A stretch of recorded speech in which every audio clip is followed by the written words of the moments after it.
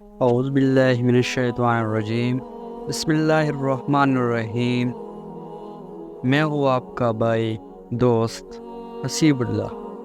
میں آج آپ سب کو پیش کرنے جا رہا ہوں سیرت حضرت سیدنا ابوبکر صدیق رضی اللہ تعالیٰ عنہ کی زندگی کے بارے میں۔ میں آپ سب سے التجا کرتا ہوں اگر اس میں مجھ سے کوئی غلطی ہو جائے پڑھنے میں تو مجھے معاف کر دینا۔ حضرت ابوبکر صدیق رضی اللہ تعالیٰ عنہ کا نام و نسب۔ آپ کا اسم گرامی عبداللہ بن عثمان بن عامر بن عمرو بن کعب بن سید بن تیم بن مرت بن قعب بن لویل قریشی التیمی ہے۔ مرت بن قعب پر آپ کا سلسلہ نسب رسول صلی اللہ علیہ وآلہ وسلم سے جا ملتا ہے۔ ابوبکر صدیق بن ابی قحافہ۔ ابو قحافہ کا نام عثمان، ان کی والدہ ام الخیر سلمہ بنت سخط بنت عامر بن قعب بن سعد بن تیم بن مرت ہے۔ یہ ابو قحافہ کے چچا کی بیٹی تھی۔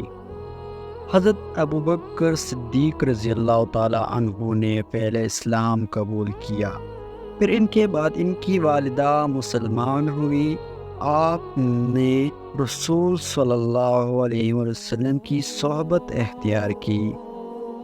علم بیان کرتے ہیں کہ فقط ابوبکر صدیق رضی اللہ تعالیٰ عنہ کو یہ اعزاز حاصل ہے کہ ان کی آل میں 4 پشتو نسلوں کو رسول صلی اللہ علیہ وسلم کے صحابی ہونے کی سعادت حاصل ہے۔ تفصیل یہ ہے: 1 ابوبکر صدیق رضی اللہ تعالیٰ عنہ کے والدین، 2 خود ابوبکر صدیق رضی اللہ تعالیٰ عنہ، 3 ان کے صاحبزادہ عبد الرحمن رضی اللہ تعالیٰ عنہ، 4 ان کے پوتے ابو عتیق رضی اللہ تعالیٰ عنہ، اسی طرح آپ کی صاحبزادی آسمہ رضی اللہ تعالیٰ عنہا اور آپ کے نواسے عبداللہ بن زبیر رضی اللہ تعالیٰ عنہ۔ یہ چاروں نسل در نسل صحابی ہے۔ حضرت ابوبکر صدیق رضی اللہ تعالیٰ عنہ کا لقب۔ جہنم سے آزادی کی وجہ سے آپ کو عتیق کا لقب دیا گیا، اور یہ بھی کہا گیا ہے کہ آپ کے خوبصورت چہرے کی وجہ سے آپ کو عتیق کا لقب دیا گیا ہے۔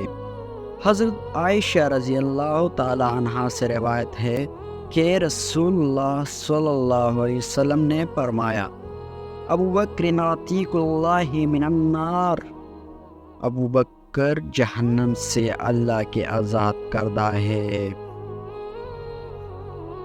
اسی روز سے آپ کا نام عتیق رکھا گیا، اور ایک قول یہ بھی ہے کہ انہیں عتیق اس لیے کہا گیا کہ ان کے نسب میں کوئی نقص و عیب نہ تھا۔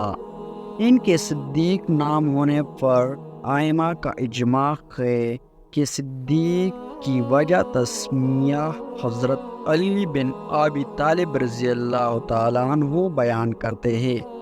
اللہ تعالیٰ نے رسول اللہ صلی اللہ علیہ وسلم کی زبان مبارک کے ذریعے حضرت ابوبکر صدیق رضی اللہ تعالیٰ عنہ کا نام صدیق رکھا، اور اس نام رکھنے کا سبب یہ ہے کہ انہوں نے رسول اللہ صلی اللہ علیہ وسلم کی تصدیق کرنے میں پہل کی اور سچائی پر قائم رہے، اور کسی بھی حال میں ان سے نہ تو کوئی شر و فساد واقع ہوا اور نہ کبھی جھوٹ صادر و ثابت ہوا۔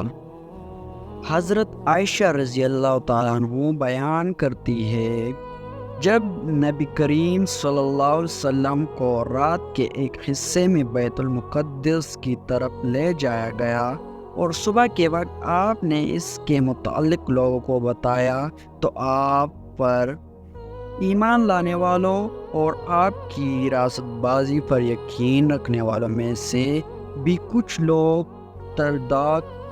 ترد کا شکار ہو گئے، لیکن حضرت ابوبکر صدیق رضی اللہ تعالیٰ عنہ نے اس وقت یہ اعلان فرمایا، میں تو اس سے دور کی خبروں کی بھی تصدیق کرتا ہوں، میں تو صبح و شام آپ کے پاس آسمان سے آنے والی خبروں کے بارے میں بھی آپ صلی اللہ علیہ وسلم کی تصدیق کرتا ہوں، اس لیے آپ کو ابوبکر صدیق رضی اللہ تعالیٰ عنہ کے نام سے موسوم کیا گیا۔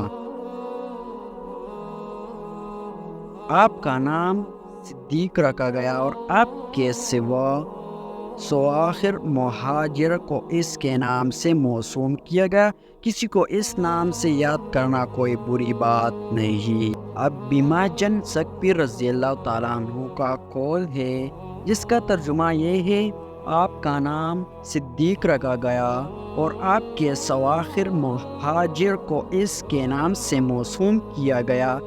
کسی کو اس نام سے یاد کرنا کوئی بری بات نہیں۔ اللہ گواہ ہے کہ آپ نے اسلام کی طرف سبقت کی اور آپ پہلے ہوئے صاحبان میں آپ صلی اللہ علیہ وسلم کے ہمراہ تشریف فرماتے۔ حضرت ابوبکر صدیق رضی اللہ تعالیٰ عنہ کی ولادت۔ حضرت ابوبکر صدیق رضی اللہ تعالیٰ عنہ عام الفیل سے تقریباً 3 سال بعد 573 عیسوی میں پیدا ہوئے۔ آپ رسول اللہ صلی اللہ علیہ وآلہ وسلم سے 3 سال چھوٹے تھے اور آپ رحمت عالم صلی اللہ علیہ وسلم کی بعثت سے قبل ہی آپ کے دوست تھے اور اکثر آپ صلی اللہ علیہ وسلم کے گھر اور آپ صلی اللہ علیہ وسلم کی مجلس میں حاضر ہوا کرتے تھے۔ حضرت ابوبکر صدیق رضی اللہ تعالیٰ عنہ کی کنیت کی وجہ تسمیہ۔ بعض نے کہا ہے کہ حسائل حمیدہ میں جلدی اور پہل کرنے کی وجہ سے آپ کا نام ابوبکر رکھا گیا۔ جب آپ نے اسلام قبول کیا تو آپ نے اللہ تعالیٰ کے دین کی نصرت کے لیے اپنے مال و جان کے ذریعے نبی کریم صلی اللہ علیہ وسلم کی مدد کی اور انہیں تقویت پہنچائی۔ جب آپ مسلمان ہوئے تو آپ کے پاس 40,000 درہم تھے، جنہیں آپ نے تجارت کے منافع سمیت اللہ تعالیٰ کی راہ میں خرچ کر دیا۔ اللہ تعالیٰ نے فرمایا، وَسَيُجَنَّبُهَا الْأَتْقَى الَّذِي يُؤْتِي مَالَهُ يَتَزَكَّىٰ وَمَا لِأَحَدٍ عِندَهُ مِن نِعْمَةٍ تُجْزَىٰ، اور پرہیزگار کو اس سے بچا لیا جائے گا، یعنی اس کو جو تزکیہ نفس حاصل کرنے کے لیے اپنا مال دیتا ہے اور کسی کا اس پر احسان نہیں جس کا اسے بدلہ دے دیا جائے۔ مفسرین کا اس پر اتفاق ہے کہ اس سے مراد ابوبکر رضی اللہ تعالیٰ عنہ۔ بعض کا خیال یہ ہے کہ آیات علی رضی اللہ تعالیٰ عنہ کے بارے میں نازل ہوئے ہیں، لیکن امام فخر رازی رحمۃ اللہ علیہ نے اس قول کو مسترد کیا ہے۔ ابوبکر صدیق رضی اللہ تعالیٰ عنہ کا شمار دور جاہلیت میں بھی قریش کے سرداروں میں ہوتا تھا۔ آپ ان کی پسندیدہ اور ہر دلعزیز شخصیت تھے۔ دور جاہلیت میں بھی لوگ دیت کے فیصلے انہیں سے کراتے تھے۔ جب وہ کوئی کام کرتے تو قریش ان کی تصدیق کرتے، وہ ان کی اور ان کے ساتھ شریک ہونے والے آدمی کی ضمانت کو قبول کرتے۔ اگر ان کے علاوہ کوئی اور شخص کسی شخص کی ضمانت دیتا تو وہ اسے تنہا چھوڑ دیتے اور اس کی تصدیق نہ کرتے۔